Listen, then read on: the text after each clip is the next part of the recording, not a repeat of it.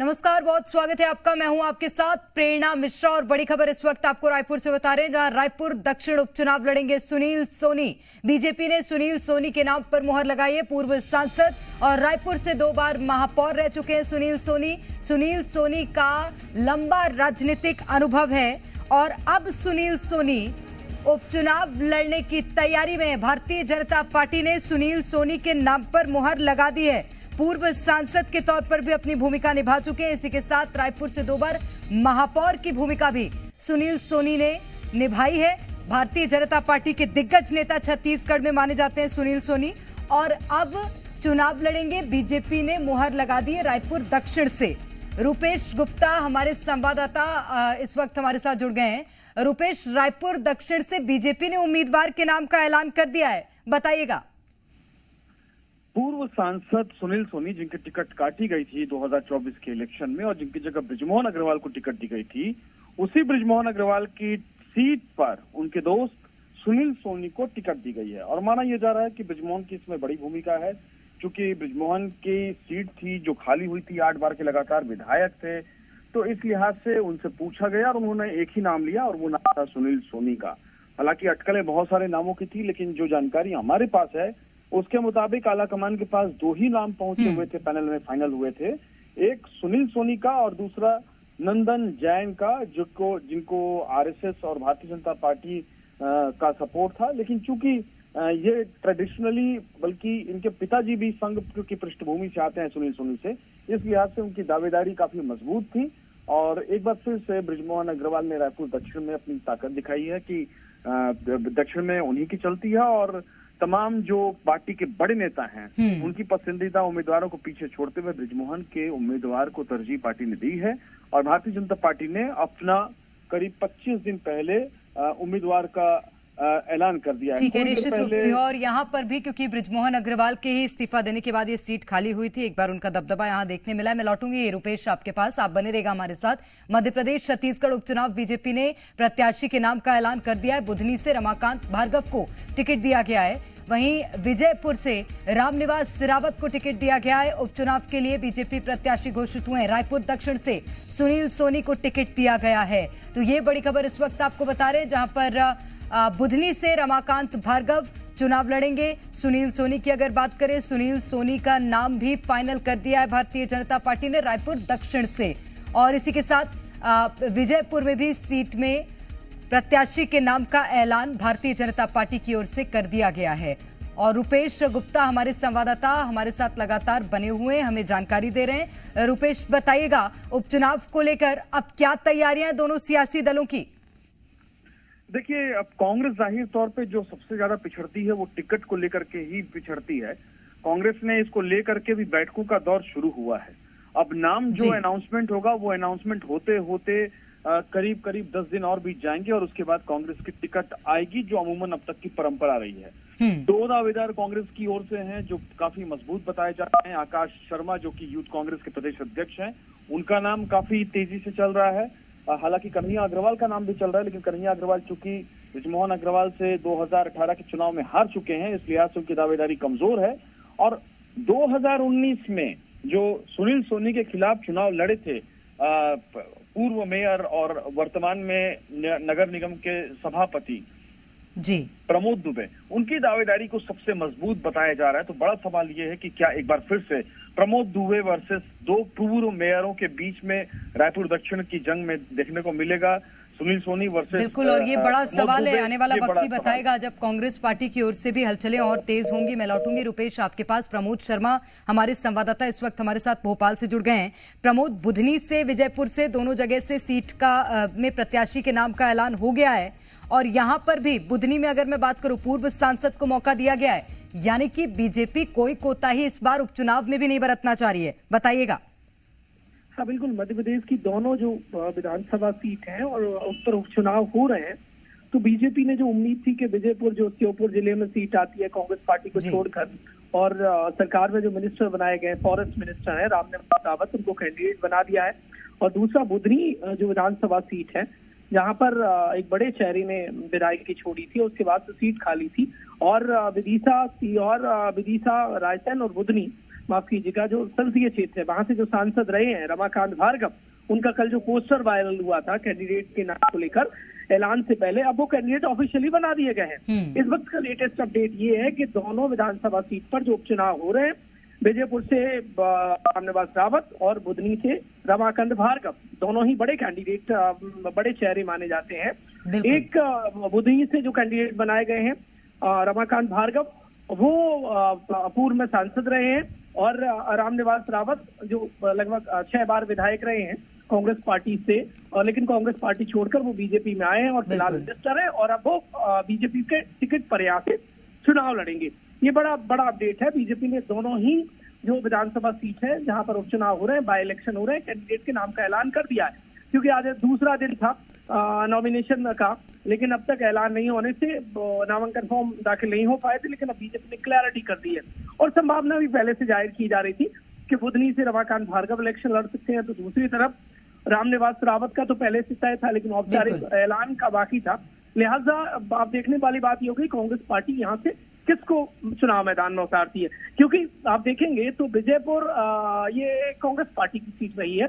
अब यहाँ पर कांग्रेस पार्टी छोड़कर बीजेपी में आए रामनिवास रावत के सामने कांग्रेस पार्टी किसको उतारती है, और बुधनी चूंकि बीजेपी के झोली में लंबे समय से रही है, और यहाँ पर दिक्कत वाली बात कांग्रेस पार्टी के लिए ये है कि यहाँ पर कोई मजबूत कैंडिडेट नहीं मिल पाता है किसको, कांग्रेस पार्टी को। अब ऐसे में रमाकांत भार्गव वो सीनियर नेता है, सांसद भी रहे हैं, वो बुधनी और रायसेन विदिशा संसदीय सीट से, अब वो यहाँ से विधायकी का चुनाव लड़ेंगे, तो कांग्रेस पार्टी किसको उतारती है। देखिए अब विजयपुर में एक तो सरकार में लगभग सिंगल जो मिनिस्टर है वो मीना समाज से आती है, रामनिवास रावत है, वो वहां से चुनाव लड़ेंगे, तो जातीय समीकरण साधते हुए कांग्रेस पार्टी किसको मैदान उतारती है। दूसरी तरफ यहाँ से रमाकांत भार्गव बुधनी से जो कैंडिडेट बनाए गए हैं वो ब्राह्मण चेहरा है, तो ये बहुत इंपॉर्टेंट हो जाता है कि दोनों ही बड़े चेहरों को उतारा है। बीजेपी ने कोई भी रिस्क नहीं ली है, ये फूक फूक कर कदम रखा है, और बीजेपी चाहती है कि दोनों सीट उनकी झोली में आए, क्योंकि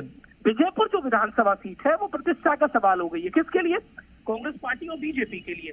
बीजेपी के लिए ऐसा हो गई है क्योंकि कांग्रेस पार्टी छोड़कर सीनियर नेता बीजेपी में आए हैं, तो अब उनको जिताना है। प्रमोद, विजयपुर एक ऐसी सीट है जहां पर रामनिवास रावत कांग्रेस पार्टी की ओर से लंबे समय से प्रतिनिधित्व कर रहे थे, फतेह हासिल कर रहे थे, लेकिन उनके छोड़ने के बाद क्या कोई अटकलें हैं आपके जहन में, कुछ जानकारी आई है क्या कि कांग्रेस पार्टी अब किसको इस चुनावी मैदान में आगे बढ़ा सकती है? देखिए अंदर खाने से प्रेरणा ये खबर है कि यहाँ से पिछली बार जो निर्दलीय कैंडिडेट बने थे, एक नाम है, और अभी मैं इसलिए ऐलान नहीं कर रहा हूँ क्योंकि अभी तक ऑफिशियली घोषणा नहीं हुई है, और उन्हें लगभग 44,000 निर्दलीय तौर पर क्या मिल गए थे, वोट मिल गए थे। लिहाजा कांग्रेस पार्टी अब उन्हें अपनी पार्टी में लाना चाहती है, क्योंकि जो बीजेपी के नाराज थे वो सद गए हैं, तो लिहाजा बीजेपी की तरफ से क्या कोई बड़े चेहरे के ऑप्शन अब खत्म हो गए हैं कांग्रेस पार्टी के पास, तो कांग्रेस पार्टी निर्दलीय को अब कांग्रेस पार्टी में लाकर और चुनाव लड़ा सकती है, क्योंकि बीजेपी ने क्लैरिटी कर दी है कि रामनिवास रावत ही उनके कैंडिडेट होंगे, और वो अपने कैरियर को दांव पर लगाकर कांग्रेस पार्टी छोड़कर बीजेपी में आए थे। कांग्रेस पार्टी के बड़े चेहरा माने जाते रहे हैं रामनिवास रावत, और ऐसे में सरकार में वो मिनिस्टर बनाए गए, बड़ा पोर्टफोलियो दिया गया, जिससे एक मिनिस्टर नाराज भी हो गए। अब उन्हें चुनाव में मैदान में उतारना, और कांग्रेस पार्टी क्योंकि एक पॉलिटिकल बदला लेना चाहती है, क्योंकि जिस तरीके से कांग्रेस पार्टी आरोप लगाती रही कि रामनिवास रावत ने धोखा दिया, पार्टी ने उन्हें सब कुछ दिया, लोकसभा का चुनाव लड़ाया, कई बार विधायक बनाया, वो मिनिस्टर भी रहे दिग्विजय सरकार में, तो अब ऐसे में प्रतिष्ठा का बड़ा सवाल किसके लिए है, वो कांग्रेस पार्टी के लिए। कांग्रेस पार्टी इस उपचुनाव में बदला लेना चाहती है। हाँ, बुधनी में ज्यादा कुछ है नहीं, बुधनी में सब कुछ क्लैरिटी है, क्योंकि ये बीजेपी का गढ़ माना जाता रहा है, और रमाकांत भार्गव सीनियर नेता है, और वहां पर ब्राह्मण जो चेहरा है रमाकांत भार्गव, तो यहाँ पर कांग्रेस पार्टी के लिए ज्यादा कुछ नहीं है। लेकिन कांग्रेस पार्टी एक तो पॉलिटिकल बदला लेने के लिए, दूसरा चूंकि ये विजयपुर जो विधानसभा सीट है वो कांग्रेस पार्टी की रही है, तो ऐसे में वो ज्यादातर दमखम जो झोंकेगी वो विजयपुर सीट पर निश्चित रूप से। और अब अटकलें ये हैं कि अब चुनावी परिणाम क्या होंगे इसके बाद, क्योंकि बहुत सोच समझकर भारतीय जनता पार्टी ने भी अपने दोनों प्रत्याशियों को उतारा है। प्रमोद, आप बने रहेगा हमारे साथ, मैं रूपेश की ओर रुख करूंगी। ठीक है, प्रमोद हमारे साथ लगातार बने हुए हैं। प्रमोद, बुधनी का जिक्र आप कर रहे थे, लंबे समय से भारतीय जनता पार्टी के पाले में है। 2023 में जब विधानसभा चुनाव हुए थे, कांग्रेस पार्टी ने कलाकार को यहां पर मौका दिया था चुनावी क्षेत्र में, लेकिन ज्यादा कुछ फर्क पड़ता नजर नहीं आया था।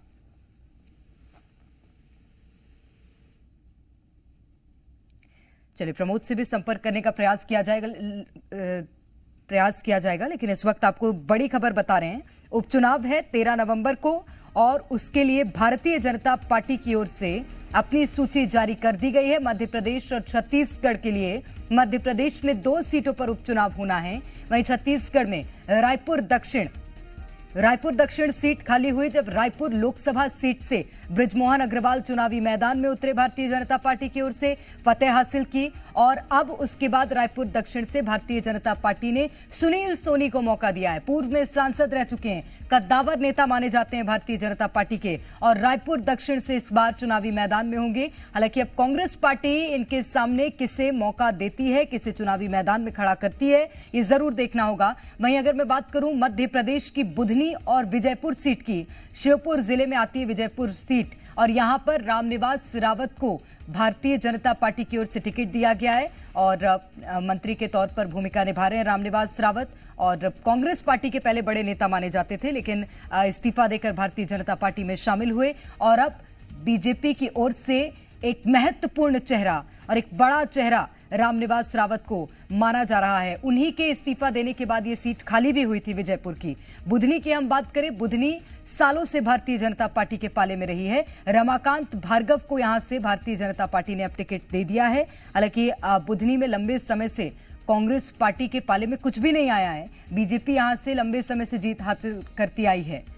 तो मध्य प्रदेश छत्तीसगढ़ में उपचुनाव में प्रत्याशियों के नाम का ऐलान हो गया है। इस वक्त की आपको बड़ी खबर बता रहे हैं। रायपुर दक्षिण से सुनील सोनी चुनाव लड़ेंगे। बीजेपी ने सुनील सोनी के नाम पर मुहर लगा दी है, प्रत्याशी बनाया सुनील सोनी को। जी मध्य प्रदेश छत्तीसगढ़ की खबर पर मुहर लगी। इससे पहले ही हमने यह अनुमान जताया था कि सुनील सोनी को रायपुर दक्षिण सीट से मौका मिल सकता है, और ठीक वैसा ही हुआ कि रायपुर दक्षिण सीट से चुनावी मैदान में उतारे गए हैं भारतीय जनता पार्टी की ओर से प्रत्याशी सुनील सोनी। पूर्व में सांसद रह चुके हैं, 2 बार मेयर की भूमिका इन्होंने निभाई है और बड़े नेता के रूप में सुनील सोनी को देखा जाता है, और इस बार अब रायपुर दक्षिण से चुनाव लड़ेंगे। और ज्यादा जानकारी लेंगे, अनिल नागर हमारे संवाददाता इस वक्त सीधे हमारे साथ भोपाल से जुड़ गए हैं। अनिल, 2 सीट है मध्य प्रदेश की जिसमें उपचुनाव होना है 13 नवंबर को, और अब प्रत्याशियों के नाम का ऐलान हो गया है। कितने मजबूत ये प्रत्याशी नजर आ रहे हैं, कौन कौन प्रत्याशी, बताइएगा। देखिए प्रेरणा, जी मीडिया की खबर पर मुहर लग गई है। देखिए पहले ही हमने बताया था कि विजयपुर से रामनिवास रावत उम्मीदवार हो सकते हैं, और रामनिवास रावत को ही बीजेपी ने बुधनी से विजयपुर से प्रत्याशी बनाया है। साथ ही बुधनी से भी हमने पहले ही बताया था रमाकांत भार्गव उम्मीदवार हो सकते हैं, क्योंकि रमाकांत भार्गव का रथ पहले ही तैयार हो गया था। देखिए कल वो तस्वीरें सामने आ गई थी, रमाकांत भार्गव ने पहले ही जो है ये तैयारियां कर ली थी, क्योंकि आला कमान ने रमाकांत भार्गव को ये संदेश दे दिया था कि वो बुधनी से भाजपा के प्रत्याशी होंगे। और आज जो है बुधनी और विजयपुर के प्रत्याशियों को नाम का ऐलान भाजपा ने कर दिया है। विजयपुर से रामनिवास रावत होंगे उम्मीदवार और बुधनी से रमाकांत भार्गव उम्मीदवार होंगे। अब देखना होगा कि इनके सामने कांग्रेस किसको अपना उम्मीदवार बनाती है।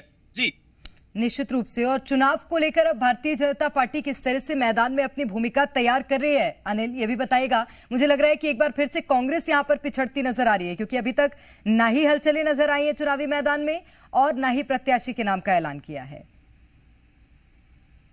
देखिए हम लंबे वक्त से देख रहे हैं कि मध्य प्रदेश में विधानसभा चुनाव की बात हो चाहे उपचुनाव की बात हो, देखिए पहले जो है बीजेपी इतने अपने प्रत्याशी को लेकर पहले से इतना शोर रहती है, और वो पहले ही जो है कांग्रेस के आने के उम्मीदवार के आने की लिस्ट का इंतजार नहीं करती, पहले अपने प्रत्याशी का नाम का ऐलान कर देती है। क्योंकि चुनाव जो है भाजपा लड़ाई करना जो पहले से वो इतना तैयार रहती है। देखिए चाहे विधानसभा की बात हो, वहां पर बीजेपी ने अपने प्रत्याशी के नामों का पहले ही ऐलान कर दिया था। चाहे अब उपचुनाव की बात हो, तो बीजेपी जो है पहले से तैयार है उपचुनाव को लेकर।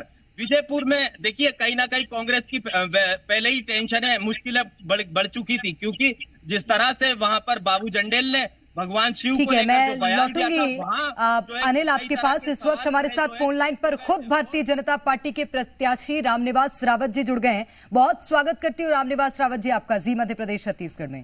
जी सबको नमस्कार, सबको प्रणाम। सबसे पहले तो आपको बधाई, आप कांग्रेस पार्टी में रहे, छाए हुए थे, आप भारतीय जनता पार्टी में आए हैं, फिर से छाए हुए हैं और अब दूसरे दल की आपने मुश्किलें बढ़ा दी है रामनिवास जी।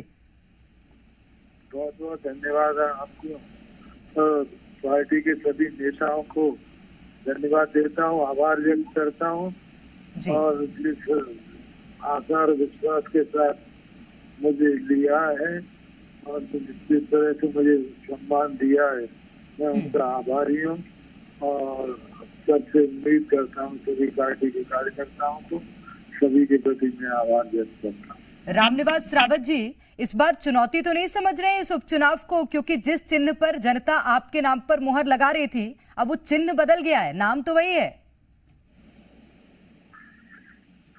ऐसी कोई चुनौती नहीं है। भारतीय जनता पार्टी का एक एक कार्यकर्ता बिल्कुल संकल्पित है भारतीय जनता पार्टी को जिताने के लिए, और सारे कार्यकर्ताओं का इसमें प्यार मुझे मिल रहा है और सभी नेताओं का मिल रहा है। पूरा संगठन लगेगा और चुनाव जीतेंगे। चलिए ये बेहतर है, क्योंकि मुझे लगता है जब मंत्रिमंडल में आपको स्थान मिला था तो थोड़ी नाराजगी जरूर देखने मिली थी। अब रामनिवास रावत जी, आपकी ओर से विपक्ष को क्या संदेश है? विपक्ष को मैं क्या संदेश दूंगा? क्या कहना चाहेंगे अगर आपके सामने कोई प्रत्याशी खड़ा होगा, लग रहा है आपको कि टिक पाएगा? मैं समझता हूँ कि हमें सफलता मिलेगी और विपक्ष का कोई प्रत्याशी नहीं टिक पाएगा। चलिए शुभकामनाएं हैं आपको। बहुत शुक्रिया रामनिवास रावत जी हमसे बातचीत करने के लिए। तो